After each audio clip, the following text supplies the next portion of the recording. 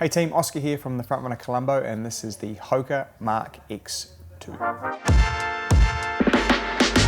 Hoka re-enters the trainer racer category with the Mach X2, giving you the best of both worlds from their race day shoe, the Cielo X1, and their training shoes like the Mach X.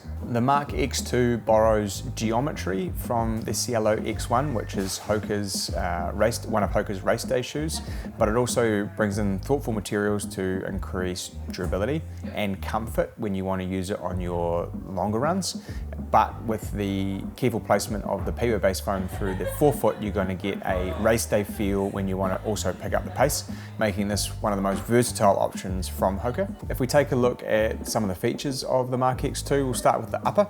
They've gone with the lightweight, breathable, woven mesh upper. They've got the gusseted tongue, so you're not going to get tongue migration as you are picking up the pace. They've gone for a rounder, almost velvety style heel counter, but they have also included placement of cushioning in through each side of the ankle bone, so you are going to get a decent lockdown in through the heel without increasing the weight. So if we look at the midsole of the Hoka Mach X2, you'll see that in this particular one, the yellow material is the supercritical EVA that you'll find in the Mach X.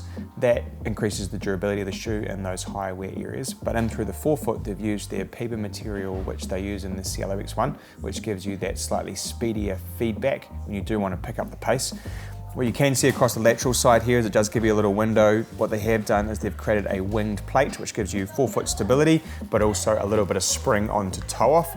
The Pebax plate does give you some longitudinal stiffness. It's not as aggressive as a carbon fiber, so for those people that don't like those really stiff shoes, this will still give you the feel of a longitudinal stiffener and with that plastic plate, but it won't feel like it intrudes too much on your foot behavior. Hoka have gone with a slightly tackier rubber on the outsole of the Mach X2, which will give you great traction on slightly wet tar seal or concrete.